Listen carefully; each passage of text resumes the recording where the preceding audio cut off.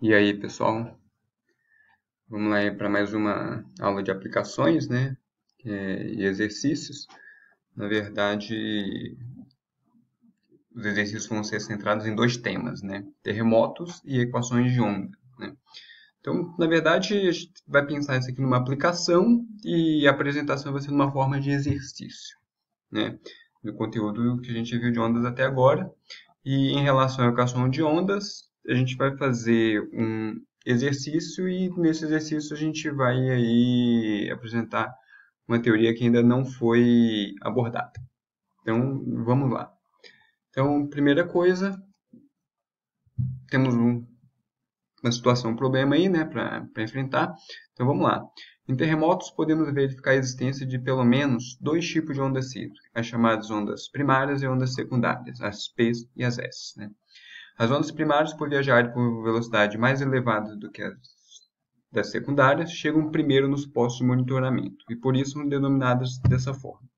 Suponha que o sismógrafo registre ondas P e S chegando, mas com uma defasagem temporal de 20 segundos, e que as ondas propagam com velocidade de 10 km por segundo, a P, né, e 5 km por segundo, a S. Qual seria a distância entre o epicentro dessas ondas e o posto de monitoramento que está recebendo esse sinal? Né? Então, na verdade, você tem terremoto, né, basicamente um abalo sísmico, né, um determinado foco e a energia simplesmente é propagada, né, pelas rochas, né, em forma de ondas, né. Então aqui foi comentado, né, dois tipos de onda, mas aqui pelo menos. O que significa isso? Existe outro tipo de onda sem ser P e S. A P e S são interessantes aqui para esse problema porque são as que chegam primeiro com uma certa defasagem, essa defasagem que a gente vai utilizar para calcular aí a distância do epicentro, né? Mas também tem as ondas de superfície, que também se subdividem em mais duas, né? Mas não é o foco aqui. Então a gente vai pensar em termos de onda que é chamada onda do corpo, né? Onda que realmente está no subsolo, que simplesmente trafega, né? Ou propaga nas rochas, né? Lembrar que tem uma diferença da S e para P, não só da velocidade, né? As primárias elas são longitudinais, as secundárias são transversais. E o que é interessante é que a diferença de tempo é 20 segundos, uma se propagar com 10 km por segundo e a outra com 5. As primárias são mais velozes e as secundárias menos velozes, tá?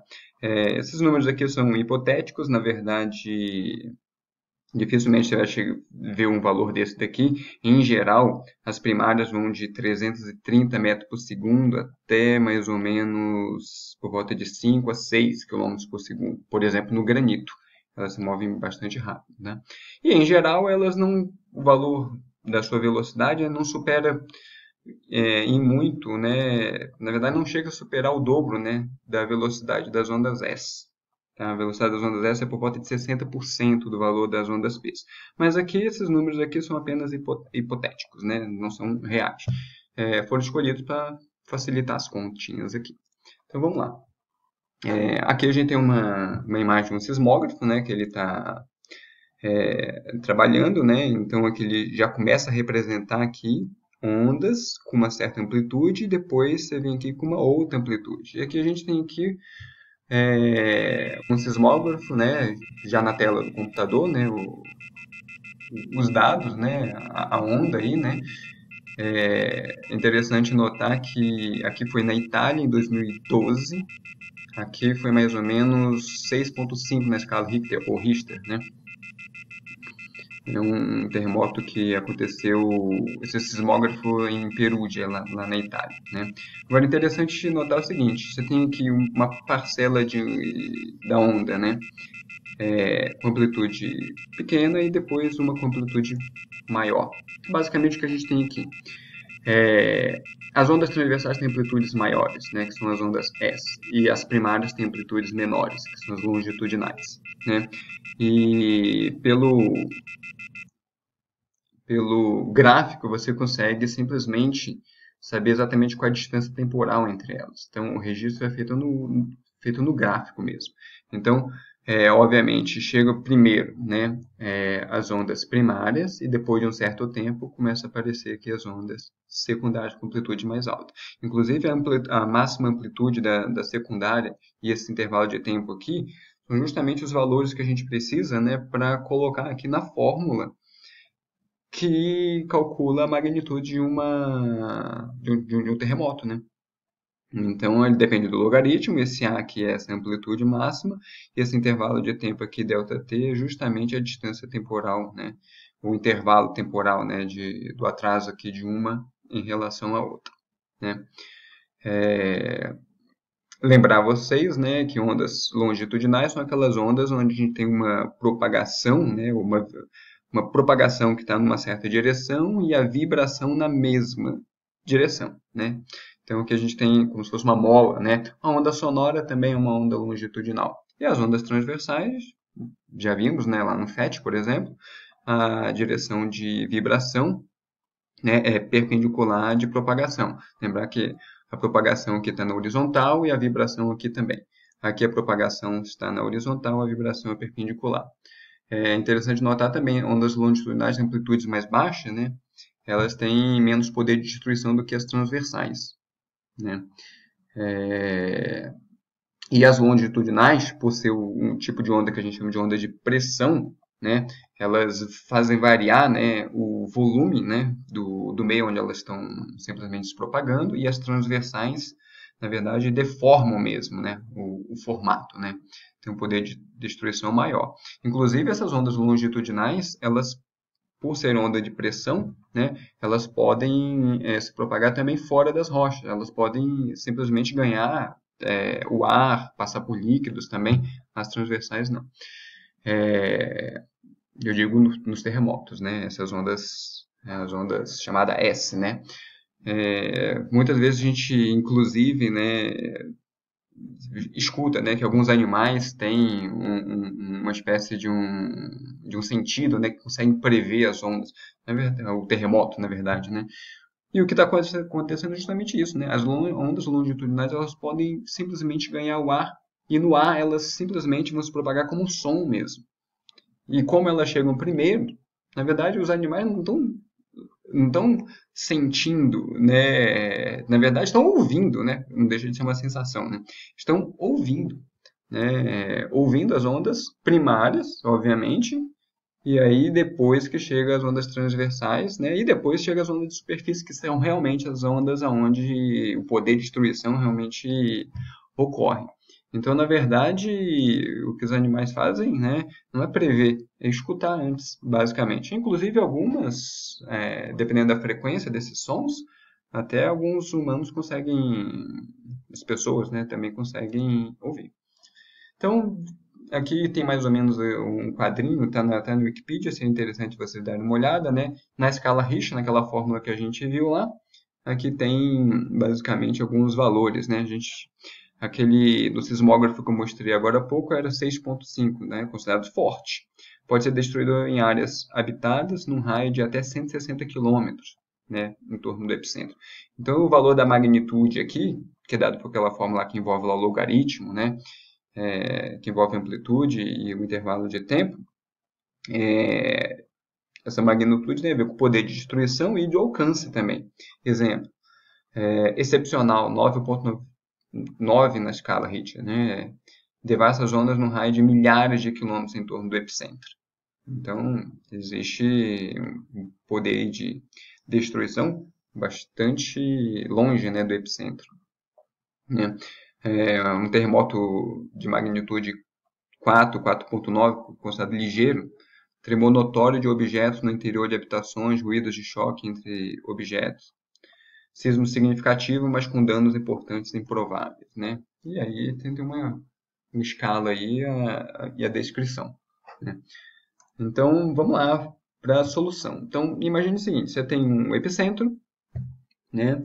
E você tem um local onde está o sismógrafo, onde vai registrar aí a chegada das ondas. Então, a ideia vai chegar uma onda primeiro, né? A onda primária, e depois vem a onda secundária. Então, chega a onda primária, né? A onda secundária chega com atraso de tempo, né? Mas lembrar, a distância entre o epicentro e o sismógrafo vai ser coberta pelas duas, né? Só que elas vão chegar com um intervalo de tempo diferente. Então, a primária, que se move com maior velocidade, que chega primeiro, tem 10 km por segundo de velocidade, vai andar d e gasta um tempo tp. Ela é mais rápida, o tempo vai ser menor, é óbvio. A onda secundária, 5 metros por segundo, é mais lenta, mas vai se movimentar do epicentro até o sismógrafo a mesma distância d e um tempo que eles vão chamar de TS, que é um tempo um pouco maior. E o intervalo de tempo, na verdade, é o maior menos o menor, né?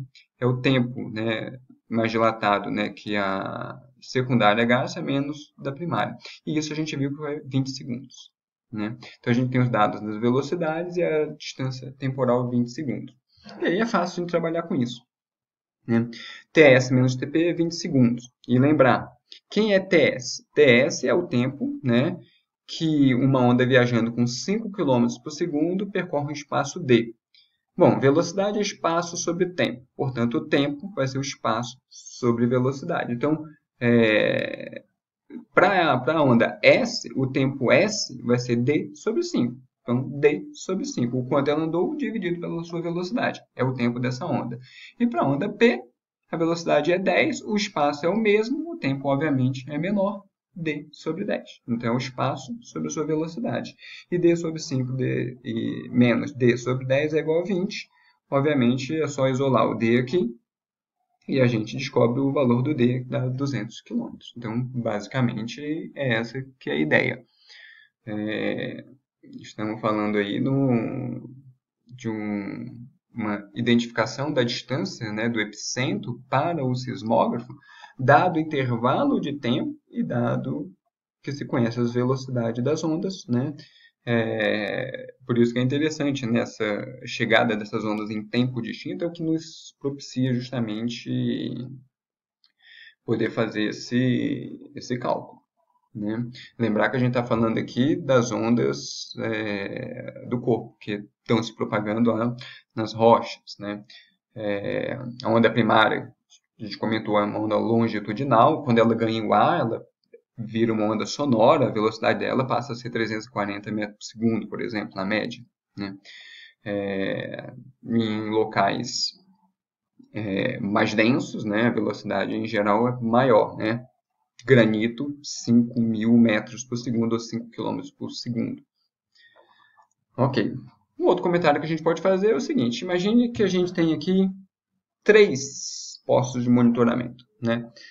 E digamos que esse daqui, né, tem um terremoto, tem um epicentro, né, e a gente não sabe exatamente a localização. Mas o que o sismógrafo pode nos dar? Basicamente, com o intervalo de tempo, o cálculo da distância para o epicentro. Só que ele não dá a direção.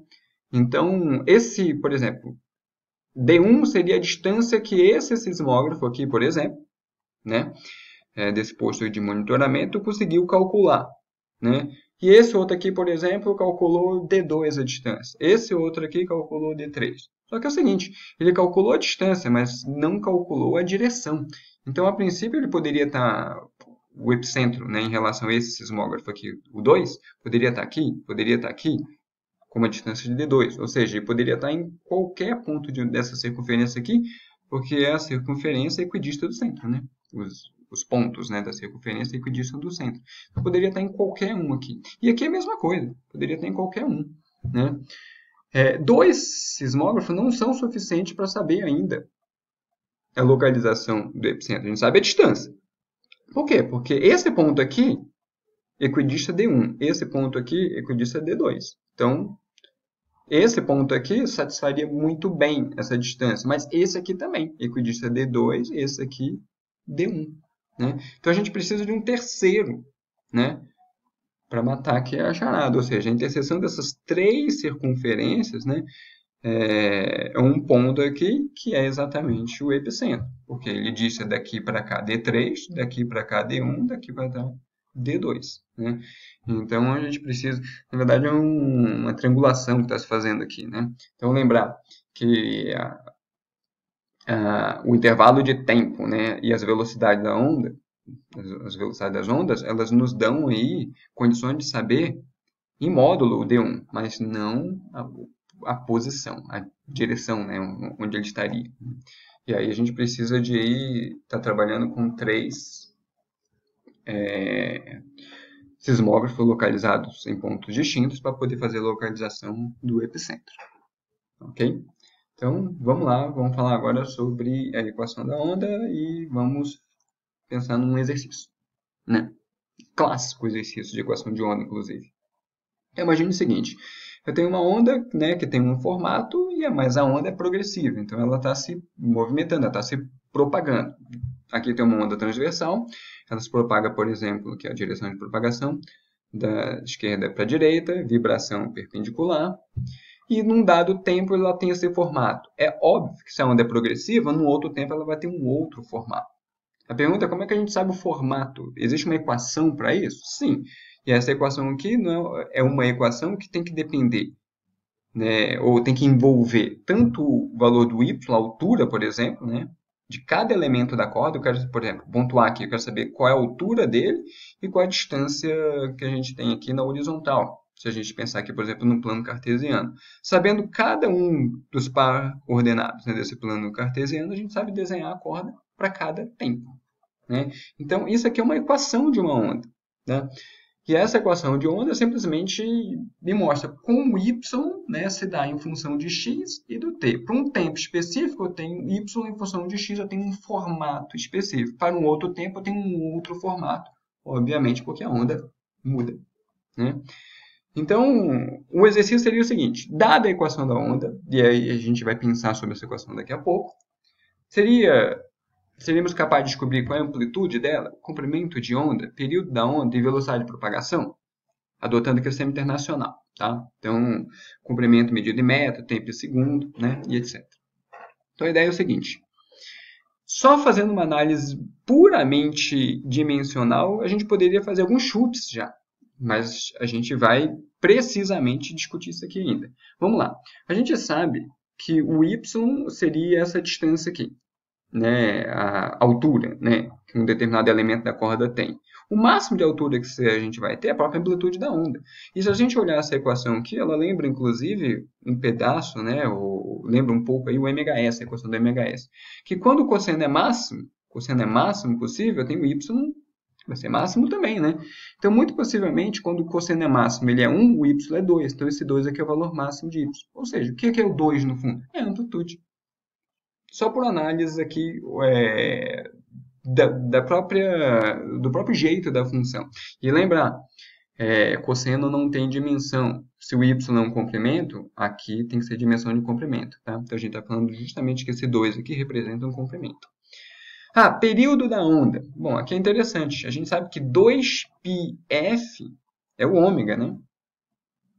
E outra coisa, é o cosseno desse termo todo aqui. E o cosseno, ele tem que ser o cosseno de algo que tem dimensão, basicamente, de ângulo, né? O 2π aqui seria tipo um 2π radiano, alguma coisa assim, que está dentro do cosseno, né? Lembrar aquela aula que a gente já falou sobre isso. E esse 5 que está multiplicando o t aqui, eu não posso ter uma unidade de tempo aqui, porque eu não teria uma unidade de ângulo aqui só. Então, é interessante que esse 5 aqui seja o inverso do tempo. E o inverso do tempo, né, é só a gente pensar basicamente em termos de frequência. Ou um período que é o inverso da frequência poderia ser lido a partir desse número aqui. Tá? 2πf, né, seria basicamente ômega t. Isso lembra demais a equação lá do MHS. Então, esse 5 aqui tem a ver com frequência. E se eu sei frequência, eu sei período. A mesma coisa aqui. 4x. Eu não posso ter unidade de comprimento. O x é comprimento. Esse 4 está representando alguma grandeza que é o contrário de comprimento. E muito possivelmente deve ter a ver com o comprimento de onda. E a gente vai ver que sim, isso aqui é o inverso do comprimento de onda.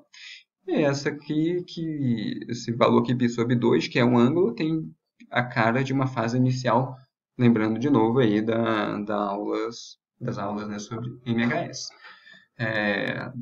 Então, vamos lá, vamos falar sobre essa equação da onda. Então, qual é a ideia aqui? A ideia é a seguinte, imagine que você tem um ponto qualquer, né, e esse ponto, né, é um ponto que tem a coordenada x e y. Eu quero saber justamente essa coordenada x e y para qualquer tempo. Então, eu quero justamente a relação de y e x né, que dependa do tempo, porque aí eu vou ter o formato para qualquer tempo, basta escolher o meu tempo. Né? Então, imagina que esse ponto P aqui, né, é um ponto da corda que está fazendo seu movimento. E a gente sabe que o momento vibratório aqui é um MHz. Né? E vamos escolher aqui eixos e origem do movimento. Então, vamos lá. Então, eixo Y para cima e eixo X aqui. Tá? No sistema internacional, metro e metro. Então, eixo X horizontal. E vamos colocar um ponto Q. O que é o ponto Q aqui? Ele vai ser justamente o ponto que vai ser a nossa fonte da onda. Né? A gente pode simplesmente focar aqui nesse ponto e ficar fazendo o seu zigue-zague com amplitude máxima positiva e máxima para baixo aqui também, não é? Fazer justamente o seu zigue-zague. Qual é a diferença do movimento do Q para o P? A gente já viu isso no FET. Praticamente nenhuma. Aqui eu estou fazendo MHS, aqui eu também estou fazendo MHS. Mas a diferença é que esse MHS aqui é feito antes desse aqui. Esse aqui é feito um intervalo de tempo depois. E esse intervalo de tempo depois aqui ele pode ser relacionado com a distância x aqui. Entre Q e o ponto P. Esse x aqui. Porque o Q aqui, o x é igual a zero. E aqui, o x é o do P. Né? Agora, esse tempo aqui pode ser relacionado com esse x aqui, porque a gente tem... Né? A gente pode falar em termos de velocidade de propagação. A gente sabe que a onda está se propagando. Então, a distância lateral aqui é dada, né, pela própria velocidade da onda, porque a velocidade da onda ela vai me dizer exatamente, num certo tempo, qual o espaço que foi percorrido. Então, basicamente, o que a gente tem?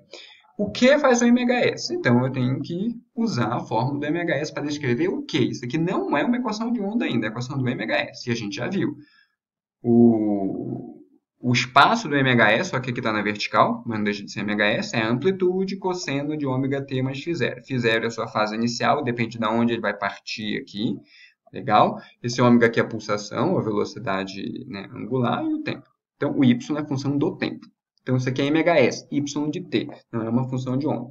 A função de onda é saber como é que o y ele depende do x e do t, não só do t. Né? Então, eu vou ter aqui uma função que descreve o espaço para um determinado tempo, o formato da onda. Né?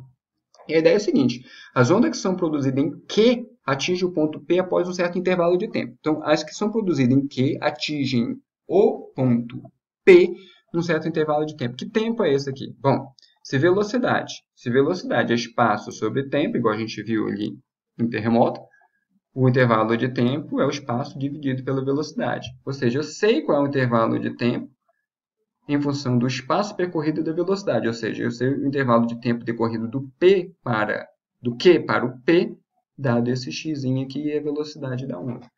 Que é basicamente o que a gente pode pensar agora. Porque se o Q tem um MHS, o P também é regido por um MHS, só que com tempo defasado em ΔT. Ou seja, enquanto o Q está se movimentando, o P vai se movimentar um ΔT tempo, né, mais tarde. Né?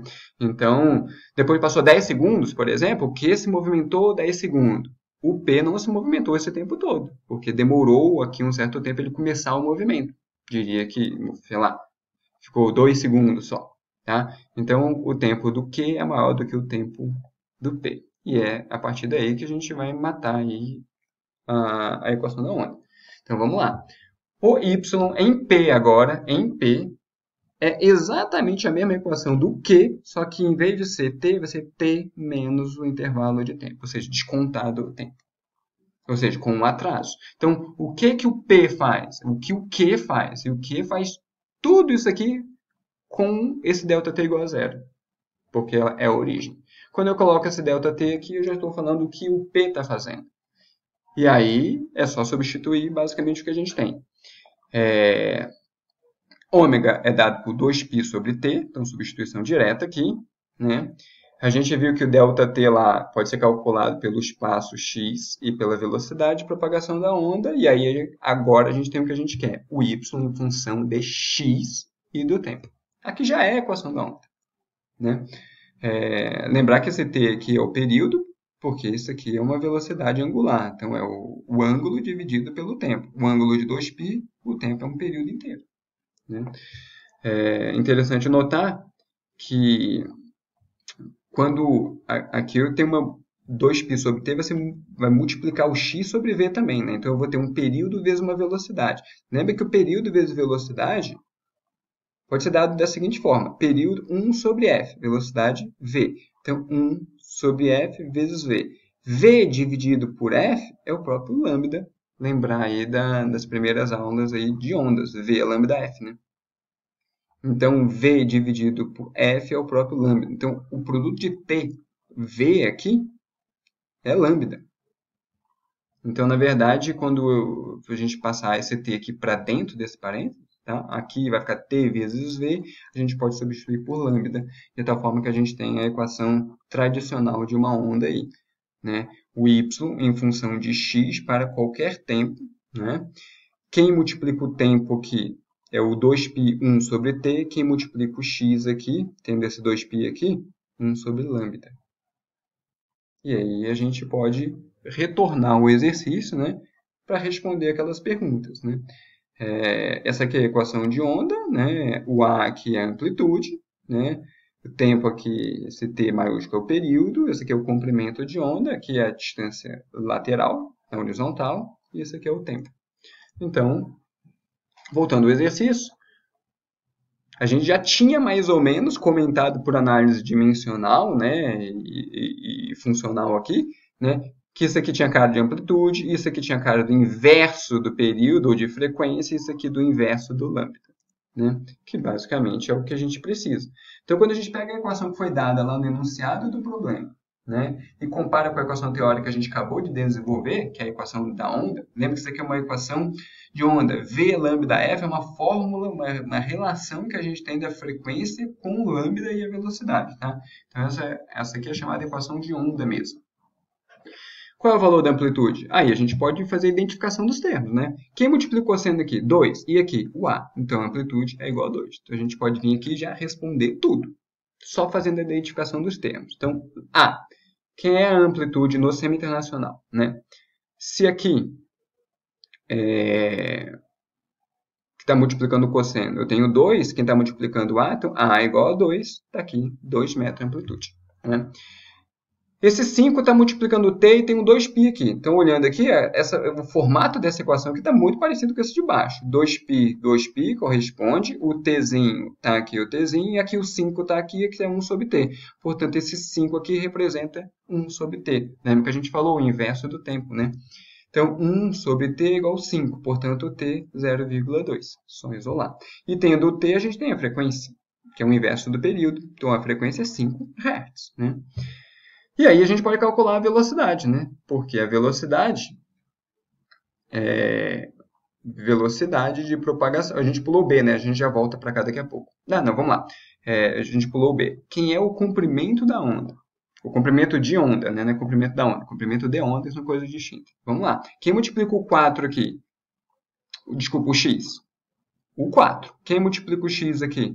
1 sobre lambda. Ó, sinal negativo aqui. 2π aqui, 2π aqui. Então, identificando os termos aqui, esse 4 é justamente 1 sobre lambda. Então, 1 sobre lambda é igual a 4, de tal forma que o lambda é 0,25 metros. Então, o que a gente tem? Lambda.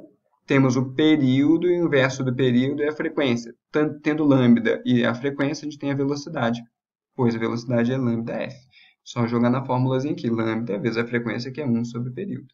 Então, o lambda é 0,25, 1 sobre t, 1 sobre 0,2, 1,25 metros por segundo. Temos aí a velocidade da onda. Ok? Então, basicamente, é isso que a gente queria mostrar aí. Então, lembrar, a equação da onda envolve constantes, né? E essas constantes são relacionadas com as grandezas, né? Que a gente viu aí, que são as grandezas típicas de ondas, né? Então, lembrar, o lambda, o período, né? A própria velocidade de propagação que está, de alguma forma, embutida nessa equação aqui, porque se a gente sabe período, sabe lambda, sabe a velocidade, então a equação aqui ela carrega muita informação. Né?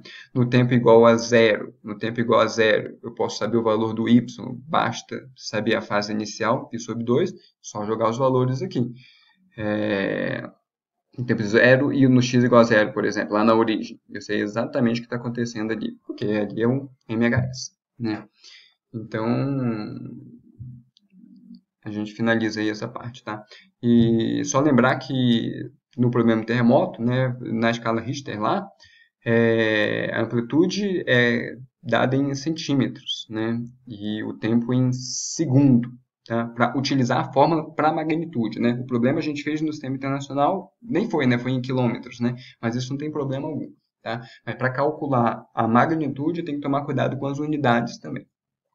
E é só isso, ficamos por aqui. Até logo.